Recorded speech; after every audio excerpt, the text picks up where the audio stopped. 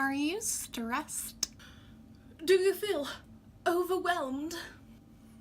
What up, fam? And that's what we're talking about today. We're talking about that gross feeling of being overwhelmed and not knowing where to even start to take care of your problems. I've been there, I'll be there again, I promise. You can apply these principles to your work, to your school, to your household, just about any area of your life, and it all starts with a simple idea of triage. I want you to treat it like you're doing triage in an ER. What is the worst, biggest wound that you have to take care of first? Is it the gunshot that's almost by someone's heart, or is it the scratch they've got on their cheek? You know what it is. I just want you to identify what is the worst wound that you can take care of first. And as soon as you have that in your head, I don't want you to think of anything else. I just want you to take a deep breath in and count 3, 2, 1, and go.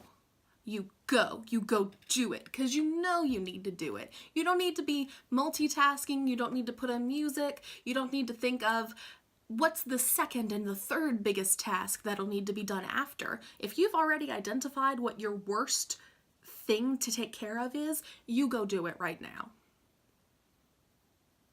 And then once you're finished with that first task, rinse and repeat for number 2, rinse and repeat for number 3, because that's what's going to propel you forward. You're not taking time up thinking of all of these other things you could be doing. Now, if an important task pops up in your head and you need to make a note of it, just keep a little card on the side of you, a little to-do sheet, write it down real quick, and then flip it over. Do not think about it until you've done your 3 biggest bites.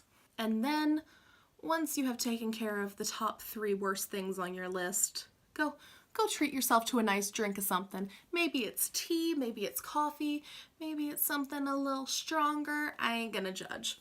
But after you're done with that, go ahead and revisit either the list you've already started or begin making your list of those additional tasks that you need to take care of. It's easier to think of the 3 worst offenders first and then to think of all of the miscellany after.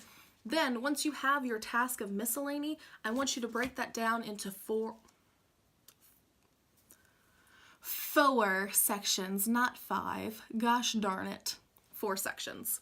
The first section being everything that is important and urgent. This is the stuff that you need to be taking care of ASAP. Then you want to move over and you want to identify what is important but not urgent. These are the things that you want to plan to do later on in the day, in the week. Just schedule it out. Make it an actual event in your planner or in your calendar. Set a time to do it and then take care of it. But it's not the most important thing right now. That would be your second set of tasks that you want to take care of, or what you want to intersperse between the big tasks. That's how you keep things from becoming this behemoth of important and urgent. The third area that you're going to take care of are things that are urgent, but they're not important. This might be someone else's deadline, replying to important emails, getting some sort of newsletter sent out. That's just kind of to give you an idea of things. That should not be a thought in your mind until you've taken care of categories number 1 and number 2. And then the fourth are things that are not urgent and not important. See if you can actually delegate some of those things.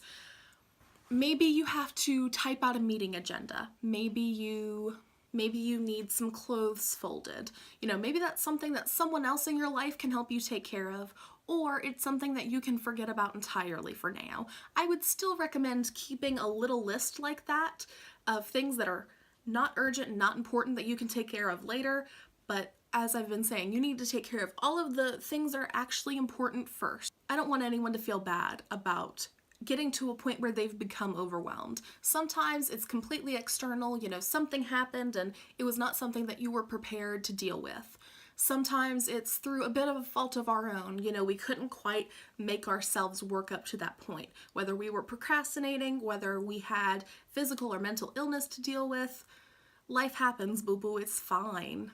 It's fine. I hope the tips that I've given you can help you start to shovel your way out of that overwhelming feeling, because that's a gross place to be. And I want to give attribution to the urgent and important matrix that is by Stephen Covey. He adapted it from President Eisenhower's method, and it is listed in his book, The 7 Habits of Highly Effective People. I hope I said that right. Thank you so much for watching this video to the end, but if you clicked on this because you're feeling overwhelmed, go! You know what you need to do, sweetheart. Just go and do it. You'll feel better for it. I hope you have a wonderful day.